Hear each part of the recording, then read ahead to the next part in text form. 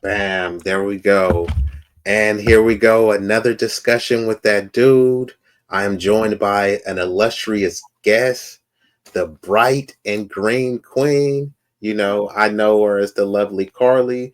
Salute to you, Carly, and your honorable bright and green queen. How you feeling today? I'm doing good. Thank you so much for having me here. Oh no, it's the pleasure is all mine. And I actually do love the background is very feng shui. The nature is popping. How is the weather in the location that you're at? The weather up here in Humboldt is always a little bit foggy. It's a great retreat to escape the heat and the rest of California and all the fires and stuff. But we got nice coastal breeze and foggy clouds that keep us nice and protected from the harsh sun of the summer. What But about still the a little cozy. fire? Do It's smoky. you do you guys get ravaged during the fire season? We're pretty protected. About just like 15, 20 minutes in, you'll start to feel it a little bit more. But it's pretty wet where we live.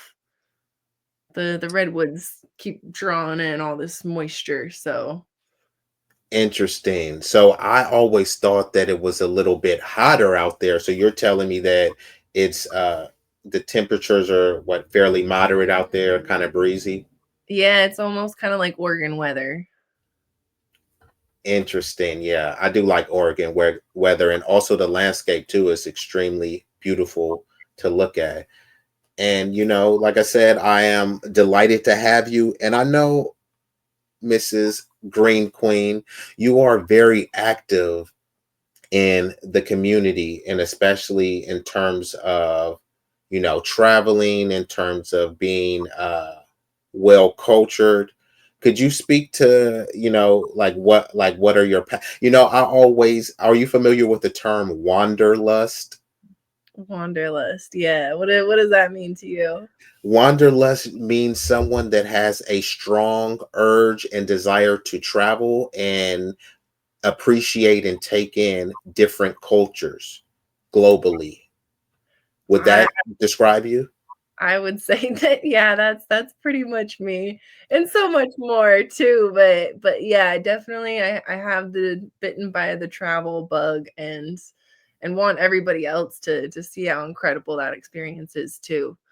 But yeah, it's And definitely and just so we're clear, that's not like a derogatory or pejorative term. However, I think anyone could use any term, uh, you know, in whichever way they choose based on the context. The reason why I was saying that is because I know that you have traveled to many places that if you ask the average person, they haven't traveled. So I think it's also a privilege. I think it's a gift.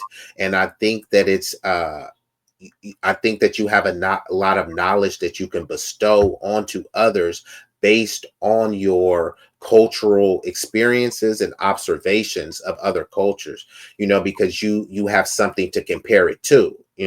You can compare it to growing up in the Bay Area, then Humboldt County, then traveling to a different area, then learning a different language, seeing people of different class, right? How pop there I say there's a diversity of wealth, but there's also a lot of diversity of poverty, right? Because the homeless people here are homeless and downtrodden, but to someone in a different country, they're kind of like living fat off the hog. And some people can't necessarily understand all of these cultural nuances. So could you just kind of speak to anything that I said that you want to kind of pick up on? yeah, so when I first met you too, I was kind of just coming back from traveling when the pandemic happened Where were and you so coming back from? Because I I remember the photos. I remember you showed me a photo of you hitching a ride on a truck or something. I was like that, it seemed like it was scary and dangerous, but I was like, man, I'm sure that would make for like a great story or some oh, I sort of lifetime episode.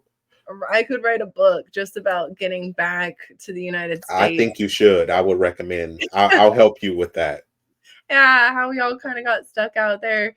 But before coming back to the United States, I've really spent about 7 years traveling 41 countries. Some countries are big, some are small. It's really just a big fancy number. And oh my God, there's so much to speak on and all the I don't lessons. think it's a fancy number. I think it's a significant number. That's Big significant. number. Yeah, you know. Just as well, you could spend your entire lifetime just traveling the United States as well and see just as much as I did. And see, but yeah, the diversity of culture and the different ways of living and the different society structures that we can have, the different governments, the similarities and the differences. One thing that really struck when I was traveling, I was always a little bit shy to say where I was from, and then I got to learn about other countries and I got to make friends and other all from all over the world. And I really learned that we are not our government, that my friends are not their government. If I were to judge anybody by their government or by these stereotypical beliefs that may be generally may or may not true, whatever it is, but like if anybody were to judge me the way that my government or my country runs itself, then I wouldn't be very proud. But I do I am very proud about certain things, and I've learned to become a bit of an ambassador of where I'm from. And so through traveling and seeing how other people live their lives and ways that I'm inspired and also kind of saddened, I want to be able to make sure that when I did come back to the United States or when I tried to start something here, that we're really creating something that can give back to the community. And so that when people visit California or when they visit certain places, you should really be focusing on the community that you're visiting, making sure you're supporting local and that you're not exploiting and taking advantage of the places and trashing the places that you're visiting too.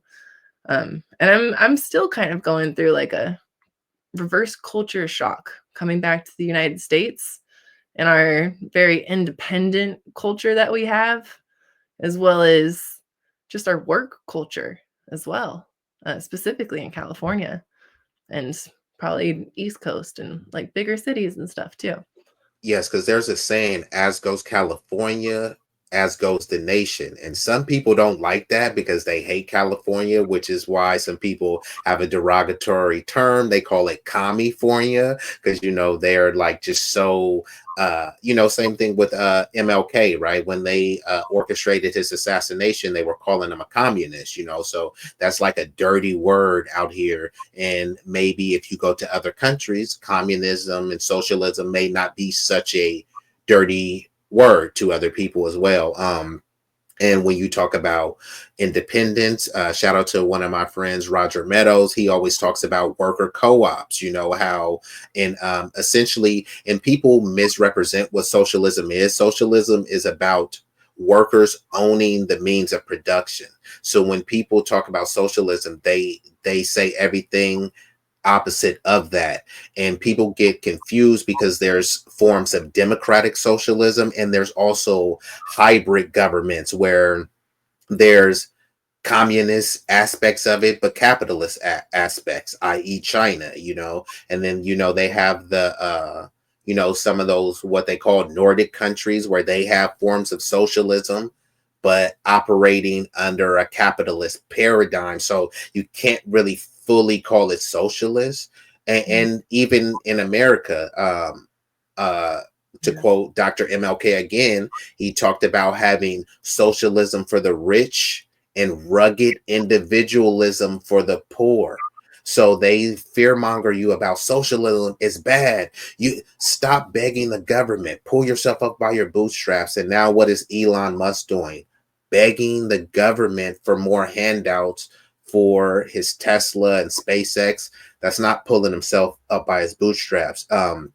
Billionaires, they're always looking for tax breaks, laying off workers to look for ways to basically not have to pay the cost. But then they're saying, where are the families? Why aren't more people having kids? It's like people can't afford to live. And then if you have everyone on this rugged individualism, that means there's going to be a household that maybe doesn't need to have two cars, but they do have two cars. Then their kid is going to have a car, which means there's not really an urge or a I guess like as I would say, a sense of urgency to fix the public transportation to make it more robust, right? So, Yeah. and that kind of goes back to what you're saying about the individualism. People are like, well, I have a car, right? So I kind of don't care if my neighbors don't have a car. But it's like, yeah, then it will make it easier for your kids to travel. Then you may not have to run in rush hour traffic to try to pick up your kid for school because there's a robust transportation system. And we'll talk about we're the richest nation, and then I'm like, how is this other underdeveloped nation blowing us out the water and education and health and all this stuff because they see every company has a department. It's called human resources, right? But we kind of just gloss over it. That's the resource, the humans, but we try to act like the resource is a computer or some other things like that. So sorry, I kind of just went on a tirade, but you just kind of, I get what you're saying in terms of the culture shock, in terms of people thinking that like working together. I know some people talk about, well, we're going to be in bread lines and we're all going to have like the same like house, and I like, that's not true, but like what would be the problem if we all had housing and your house looked like mine, and I could go pick fruit off your apple tree and you can come take fruit from my orange tree. Things like that seems like a utopia, but the only reason why it doesn't happen is because of big money corporate interests, and unfortunately a lot of egotism and people's desire to kind of have a one up on others. But what do you think about what I said? That's one of the reasons it's not happening. The other reason is that nobody's really doing it either. And one thing that I've realized and that's really shocked me about like community leadership is it, and don't get me wrong at all when I do say this, because you can't get anything done unless the community is behind it. But what is shocking to me is behind every big movement, there's one, maybe two or three, like people, individuals that are really leading that movement, that are really showing people how to get things done. And that's really what I think that we need more of, is certain individuals to lead certain movements. We need it to be for the community, but we need better representatives to represent the community in the first place that aren't getting, yeah, paid off by the big money and stuff like you said. But the way that we can do that too is by supporting the right people. And we can do that with the very, very little things that we have control over, such as our money, our buying choices, our conversations that we have, the representatives that we talk to, the way that we use our time in general too. I think that the power in communities is what we need to make the difference, but it's the power in the individual that we need to spark that change in the community. You said that beautifully. I concur. I am a person who wasn't always as politically astute as I could have been or that I even known about. Like you said, Same there here. yeah, so it's like if you hang with chickens, you're gonna cluck. If you hang with eagles, you're gonna fly. So I was hanging with chickens, so I was clucking. I start hanging with eagles, I start flying. A different mindset, a different value chain, different set of aspirations. And it doesn't mean that someone is just simply horrible because they don't share your same political ideology or aspirations, but we've heard the saying, be the change that you want to see. I can't demand certain things of my community, if I'm not willing to do it myself, right? So if you're not willing to get your hands dirty, but you're expecting everyone else, it sounds like you're looking for servitude and minions. It's like, no, we can do this together. Yes, it's going to be a rough road, but I'm going to take this road with you. So it's going to be easier for us to do it together. So I believe in mutual aid. The Black Panther Party, they don't get enough uh, recognition and admiration for what they actually did. In the height of oppression, they said, hey, we know that the government officials and political people are not going to do anything for us. So they were doing a free. So the reason why they were a threat to the system is because they were doing things to circumvent their oppression.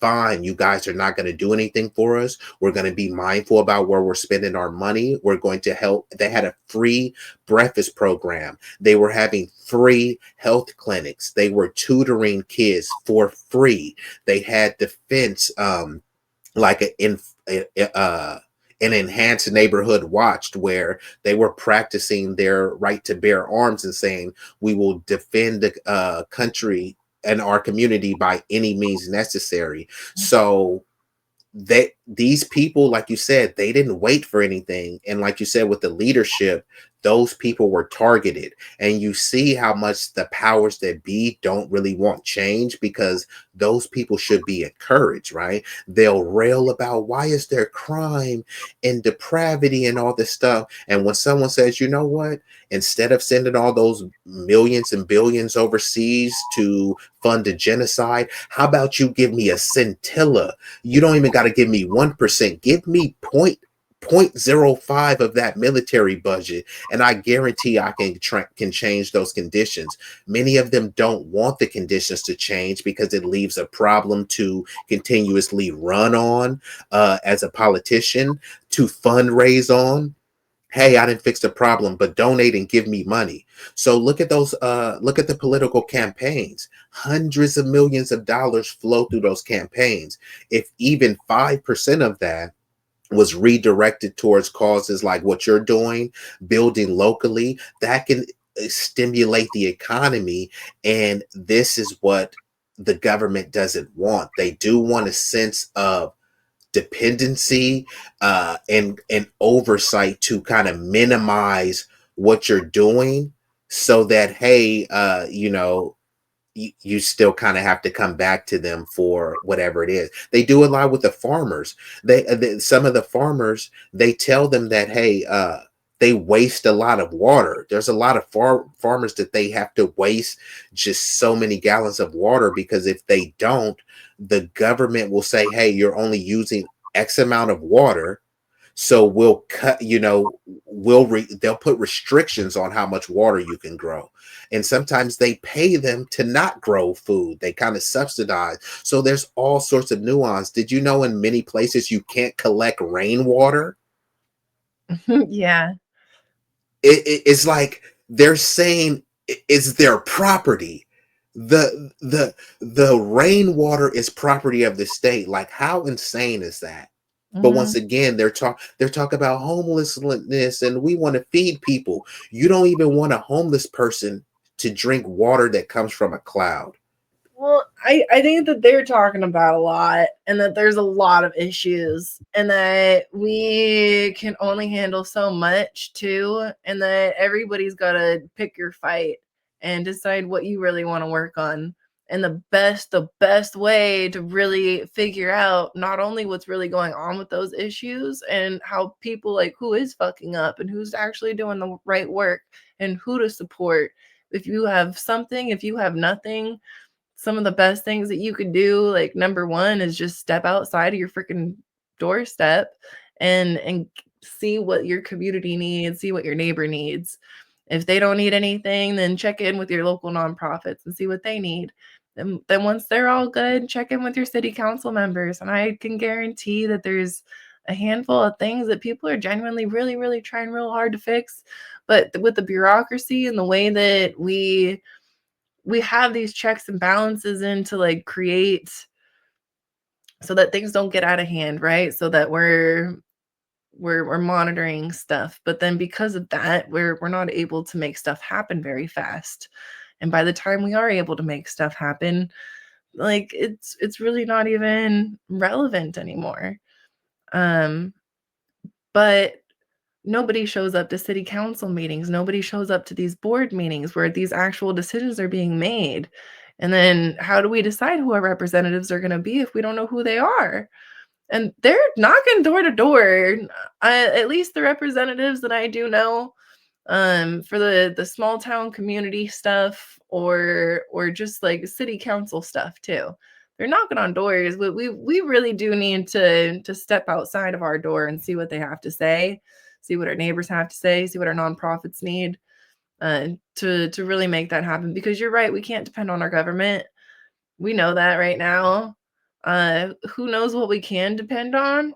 But I know that if I take care of my neighbors, I don't know it, but I truly truly believe that the better I take care of my neighbors, my community, the better that they'll take care of me in return. And that's what we got as a benefit as a small community up here, but also in the Bay Area. They're super. I'm from the Bay Area. I love the Bay Area. And that's my people. We have that sense of community. We can come together on that. California itself is crazy strong. And we have all the resources that we need to be able to solve all of our problems plus more. We just need to utilize them and come together in the right way on all of them. And I agree because now we're in the information age. So it's okay to not know, but it's not okay to not seek the information, right? Because you can say, "Hey, I was ignorant about that." That's okay. We're human beings. We're not robots that know everything, and no one could possibly know everything because there's new information being created and disseminated at every minute and every moment of each day.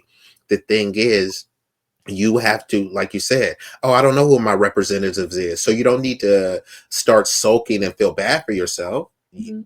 This is why people say Google is your friend. Use your friend, or actually use your friends. Call one of your friends. Hey, do you know who our local representatives is? No, call someone else. Do you know? Hey, well, let's find this out together. Now there's a bonded moment. So now not only did you find out some information, you also were able to teach someone, not in a lecturing, condescending way, in a collaborative, cohesive way. So that's where we need to be. Hey, someone speaks Spanish. I don't speak Spanish. Well, that's a skill. They're skill sharing. Here, could you help me learn Spanish? I know carpentry. You don't. Here, let me show you how to. That is skill sharing. Someone knows how to code. We don't need to wait for Bernie Sanders, Trump, Kamala Harris, whoever your favorite politician is. You don't need to wait for them to do that. You need to find that within yourself, because like I was saying earlier, they don't want to fix the problems. They are able to run on these problems, and uh, it's just like a treatment versus a cure. If they cure you, you don't need to come back. If they treat you, then you have to keep coming back incrementally. You become dependent. A cure, you become independent and free to live how you want, and that's not what they want. So it's up to us to create the life that we want to see. And yes, there's the 1%, right? But that means that there's a 99% as well. So we need to realize how powerful we are, instead of trying to be more, get closer to coddling the 1% who doesn't give a flying flip about you, right? But your neighbor does, right? And you do want to see your neighbor kid grow, and you do want to see your neighbor's garden grow, because it's going to help you. And if you don't want to see that stuff, then I just don't think there's much room for complaints. But let me just ask you a question too, because I like what you were saying about community building. And for someone that is not, because this is what people say, well, I don't do politics, and I'm not politically active. But I say, if you don't do politics, politics is going to do you over and over and over, because that's what it is. But what do you say to someone that is kind of adverse to politics, but they're complaining about situations, obviously things that are happening with the president and locally? What do you say to those people that are complaining about politics, but just are reluctant to get involved into politics? What would be your approach to them? I'm a broken record. You can show up or shut up. But also like our neighbors, I like like all that. You got to put that on a shirt. I don't know if you have that already. I just had to stop you. I will help you make that. That's good. I haven't heard no one say that. I don't think I've said it before either, but A yeah. freestyle. See, breaking ground. You heard it here first. But community is made up of all sorts of different kinds of neighbors, and I am incredibly optimistic, probably annoyingly so, that I really believe that more people are out there that want to help us, and more people that are involved in politics. Like I think that there's a lot of great people out there that are trying really fucking hard to do the right thing. So I don't know if I'm allowed to cuss. Oh yeah, Um, you got free reign to let loose. but even those people who aren't on board with what we're on board with, or this or that, to truly thrive in a community, we have to show up for the whole of the community, whether they represent what we represent or not. We're all looking out for each other's best interest. That's why we believe in what we believe, right? At least I don't know. That's a great point because when you think about the civil rights leaders, they were getting dog sicked on them, hoses, they were being called the N word, etc. And even despite I'm not their saying rights, they were that. fighting for everyone, right? So that means that the people that were sicking dogs, the rights they were fighting for would have benefited them too. So, to your point of like, yeah, people may not want to get involved, or they may even be adversarial to what you're saying. As long as you continuously building the collective community, and that it's going to benefit society and the community, then there'll be the I just call them the ungrateful beneficiaries of what people are fighting for. Because a lot of people, the civil rights movement wasn't popular. Like people, even with some black people at the time, they were like, "Hey, you're gonna make white people hate us. Stop making trouble." Other people didn't, and now it passed, and people couldn't fathom a world without it. Even a lot of people that shout out to one of my friends, JB Font. When Obama passed gay marriage, him and others, they were able to like actually, I guess like feel more included in society, right? So but there was mass opposition against that. And people still had to keep on keeping on. So if you know what you're doing is right, it's like I'm with you. Show up or shut up. And actually, if you don't shut up, just please stay on the sideline while we're actually in the field working, because I'm kind of a freedom of speech guy, but and I know we're going to be coming to a close here soon, but I just want to ask you like a couple, just a couple more questions. I had the list, but like I said, it's usually like free flowing. So, we just kind of, just go off the vibe. So what are some ways, I kind of touched on some things, but what are some ways that people could get involved locally in their community, in terms of like whether it's donating, creating a book drive, community garden? What are some suggestions that you have to the people that would want to have a community outreach program to uplift and enrich their community? I It's probably not gonna sound very normal, but I can tell you what I recommend and I don't recommend. And first of all, I just want to say I don't think that we need more things. I think that we need to again utilize what we have in the community already. We don't need to buy people new clothes. What we do is we need to take clothes out of those big trucks that we're sending abroad to get recycled, quote unquote. They And end up in a landfill. resew it and then provide clothes and fill our needs with that stuff. But please stop buying new things to solve our needs. It's a very temporary, quick, easy answer that does not solve the problem in the long run. Because some yeah. And also food too. Like food is great and we need to distribute it better and we need to make sure that people are eating healthier. But also, if you give somebody a bunch of food, please make sure that they actually want to eat it and that they're able to eat it or they're able to cook it too. A lot of food gets donated and a lot of food gets wasted. A Yeah, lot of actually food, over 50% of our food in this country gets wasted. So yeah. yeah, And yeah, part of you it was the cooking right now. A lot of it with good intention. And a lot of people donate really nice shoes and clothes and jeans. And I witness it all the time. I see people, think they're doing a really good thing, but actually they're just kind of overwhelming their local thrift shops with way too much stuff. And they take maybe five things out of their pile of 100, and then the rest of it maybe gets to a clothes recycling, and then a lot of it ends up in trash. So I will say just be really, really mindful. I know that everyone has really good intentions when they're buying toys, they're buying food, and they're buying clothes. But really actually listen to what your community really is asking for too. Is that really what they need? Or do they need a hot shower more? Would you rather donate to a hot shower program or the local shelter that, really needs to update their space? So that they can provide, better things, or the hot meal service program that gives people food that they're actually going to eat. On the other hand, too, I did mention this. Just step outside, take a walk. You will see what your neighbors need. You'll see what your community needs. You'll realize what you need for your community, and realize that you have wants and needs for your own community too.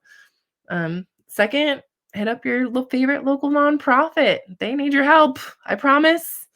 And third, please hit up your local city council members. They'll tell you how to get involved, and they will tell you what um, the the city is asking them to step on too. They'll tell you why they can or can't do it and where they need help to meet the needs of their community. You know what? That was one of the I got to salute to you, you was cooking on that. That was one of the best answers I've actually heard on that matter because of what you emphasized of utilizing what we already have.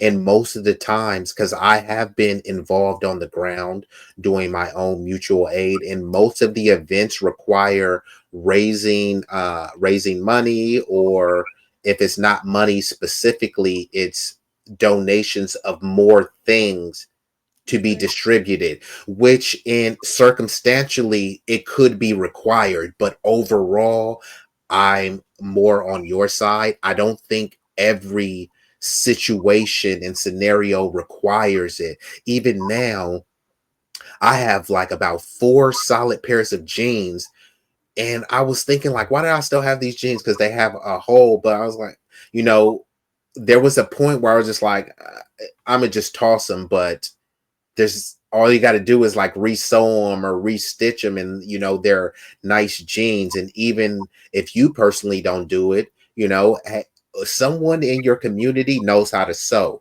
Get with that person so that, hey, look, we can have a program where I bring uh pants, shirts, you sew them, I give you some sort of fee for helping, or if you want to donate the service. I think that is great too, because like you said, it's going to typically end up in a landfill in a underdeveloped country, which they're going to call a third world country. But it's like you're contributing to like the pollution and all this stuff, but you're also disparaging the country while you're actively making it worse. So it's like, no, I really don't support that. Even with the thrifts, before I consider taking it to the thrift shop, I ask people, hey, do your kids need some extra clothes or anything like that? So I try to give it to someone directly that's going to utilize it for themselves and not necessarily make a profit off of it.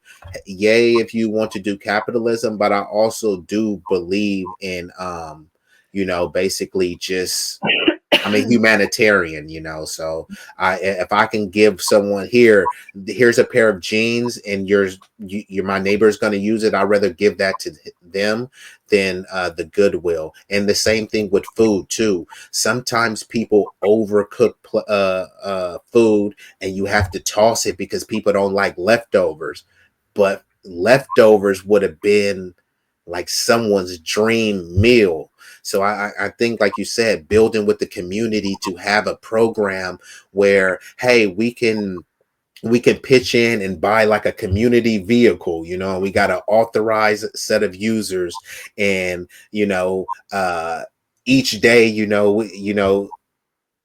people could get have a membership system, which just as simple, phone numbers, emails, or whatever, so we can contact, verify people. And hey, you come. There's a bunch of meals that you can make and serve a mass amount of people. My go-to is spaghetti, because you could just like, you could just make a huge pot of spaghetti, and you can just get bread, make garlic bread. Tuna is a good one. Anything, a pasta, anything with rice, rice, beans, cornbread, so it's a lot of options that you have that you could feed people, but feed the people that want to be fed. Because there's some people that they have EBT, so they have more food stamps than like you. I don't get food stamps, so they're good on food. Some may need a mental health intervention, right? They may need someone to just talk to them. And that's what they needed. They needed food for the soul, not for the belly. But you're only going to know that by being on the ground. It's a bit kind of, I will say, elitist, snarky, and narcissist to just come and say, this is what you need. This is what homeless people need, right? You need this, you need that. Not all homeless people are created equal. There's working homeless people and I'm actually doing a documentary with the homeless person who's been homeless for 10 years. So salute to her. But there's other people that are the working homeless, where they have a job, but they just live out of their car, or they kind of couch surf. That's Mhm. not the same as someone living on the concrete. So, like I said, there's diversity within the homeless population and stuff. So, all of these things, we all can do, a little bit more. How you said step out, step outside. I'll say step outside and step it up. Everyone can step it up, because if you're doing 100 push-ups, I'm sure you can do 105, or you could probably do 120, right? So if you're feeding 20 people, like, I'm sure it could be 30, right? Like, let's just strive. And if we're doing that, it will just continuously making the community better, right? If I'm responsible for helping 10, 20 people, and you're responsible helping to, like, the numbers will grow astronomical, and everyone else is held to the same standard as us. Everyone, it behooves us to make sure that the neighborhood is clean, to make sure that these kids are full, because we don't want these kids turn into a life of misery. There's called diseases of despair, where people turn into crime and promiscuity, things to like kind of just escape uh what they consider a miserable life, or a life without purpose. We can give each other purpose, you know what I mean? And I think it starts with people like you, and you've been so gracious with your time. So if you want to just give any closing statements, and we definitely got to do this again, because I like your brilliance and your insight, and you have a very unique perspective that I do value. So go ahead, Mrs. Bright and Green Queen, give us some final statements on anything that we've discussed, anything that you want to add, and anything that you have going forward. I love that you're putting a fire up under everyone, because we can all step it up. Every time that we think about giving up, we can always push a little bit further. And the more that we push ourselves, the more that we realize that to be true too. And then at the same time too, and I'm sorry if I'm just going back and forth here, but um No, don't apologize. Your but back and forth I has believe been that amazing.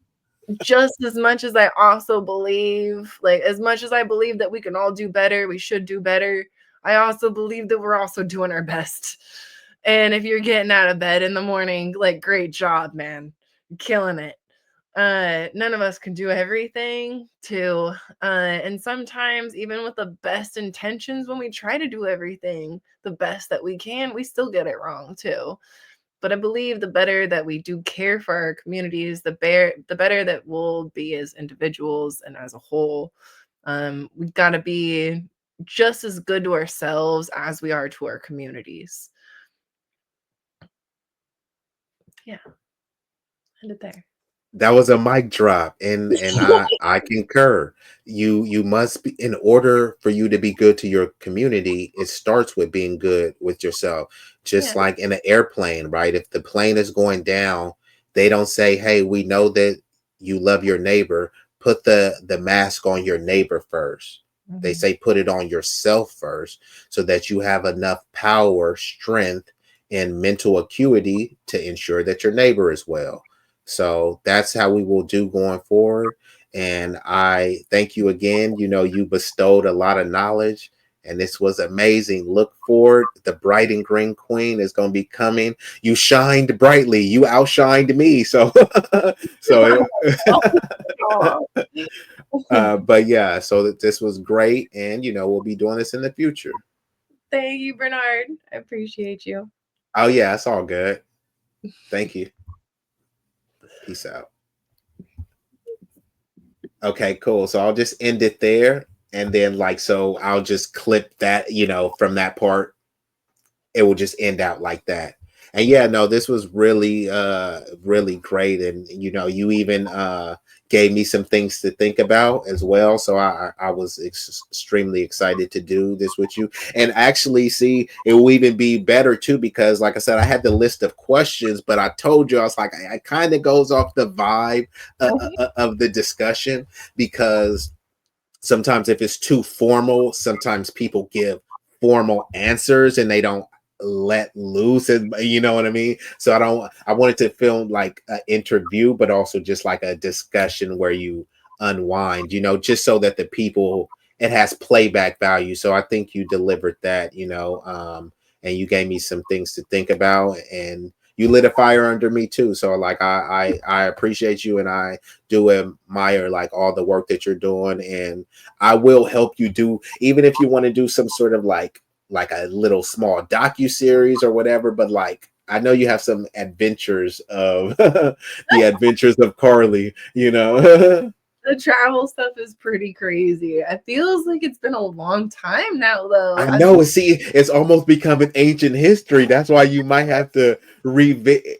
You'll be like living vicariously through your memories.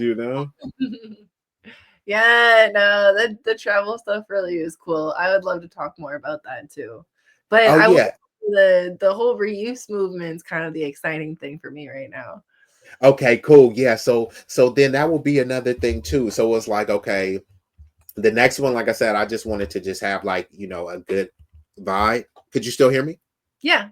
Okay, cool. Yeah. So I just wanted to have a good vibe, but like if we do the reuse one, like we'll dedicate, just like the first 15-20 minutes just to that, you know what I mean? So that we can really hash out every bit of it. Because that's, I seen this person, I, and I'll because we gotta break out some of these I guess like gender stereotypes or something, because like a lot of like now there's a lot of guys that are sewing, but that's always been like considered like a girly thing. You Yeah. know what I mean?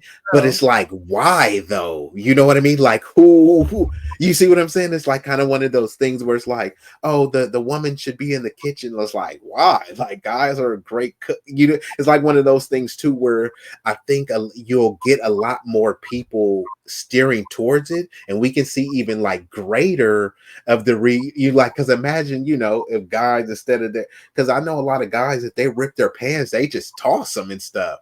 They don't think to sew, and then it's also kind of awkward to be like, here, let me ask this girl that I like to sew my pants. No, I'm gonna just get some new pants. You know what I mean? But it's like, but I was talking to one of like my OGs, and he was saying like every man needs to know how to put a button on and sew. Like he was saying like that's how that's how they were taught. But like it became an era where those skills, they just got put in a gender box. Okay, cooking is for girls, sewing is for girls, sports guys. This just like, no, there's some girls that are way better than dudes in a lot of sports. girls sewing their stuff right now anyway. I mean, What guys are was that? I said I don't think there's a lot of girls or guys sewing their stuff right now. Yeah, I know. See, that's what I was saying. Gender At thing. one point, at one point it was like, now it went from the gender stereotype to now no one is just like, all right, we're No, just no, gonna lay off. do it. Yeah, Yeah. because now I really want to get into that, because I saw this page on Instagram, and they just was taking old shirts. They took a blanket, like it was like this red blanket, and they cut it out and sewed it into like a hoodie. And it looked so warm because it was actually a blanket. I was like, damn, that's sick. And it was better than anything I've seen in the store. Like Yeah. so that's another aspect too, where it's like, because even when I because I now I start making stuff, I just bought a heat press, because now it's like, why the hell am I gonna pay, like if you go, there's a Gucci shirt, it's like just a t-shirt, it's like $400. Why the hell am I gonna pay $400 for, like, that does nothing for me. So now I just start designing my own clothes, and people are like, where'd you get that? It's like, just made it myself, you know. Yeah. So Well, I'm big well, on that. clothes are great. Recycling is great too. Well, we do specifically. Do you know about my business, Bright and Green? No, I do not. All right, I just sent you the link to it on Instagram. Okay, cool. I'm gonna check that out. Uh, into yeah, so we bring reusable plates, cups, and utensils to See, festivals. now I didn't know it was your business. So then, yeah, we gotta dedicate the stream just That's why I to call that. it Bright and Green Queen. Yeah, that's I I We've been love it now going that it, half now, and we have like a huge we have staff, we do like the biggest events in town, we've started the biggest composting regionally, like that's cool. crazy. Yeah, Yeah, you so yeah, we gotta do some like we gotta do like a mini doc about that, because that's amazing. You know what I mean? well, I'll just sent you the Instagram so you can see a little bit more. Okay, well, I'll check it out, and then I'll get back to you, and then we'll just be corresponding, you know, because like I said, you've been very generous with your time, you know, and like I said, you got my number, so you can always hit me up anytime, and then I'll send you, you know, a response back on Instagram once I check out your amazing company. That sounds good. I just picked up some aprons. I have this girl coming over with a Do you have a sewing. logo already? What'd you say? You have a logo already? A logo. Yeah, it's super simple. I didn't want to get too into it, but there you go. It's that bright and green background that I had too. Bam. All right, I'm gonna make one for you too. I'm gonna make a couple, and then if you like them, keep them. If you don't, then just No, I have a logo. Look at the website first. I have a logo. okay. Okay. Yeah, yeah. Look at the website and then yeah, tell me if you see something that I'm missing. Okay. All Okay. right. Well, I'll check that out. And, you know, thanks again for stopping by.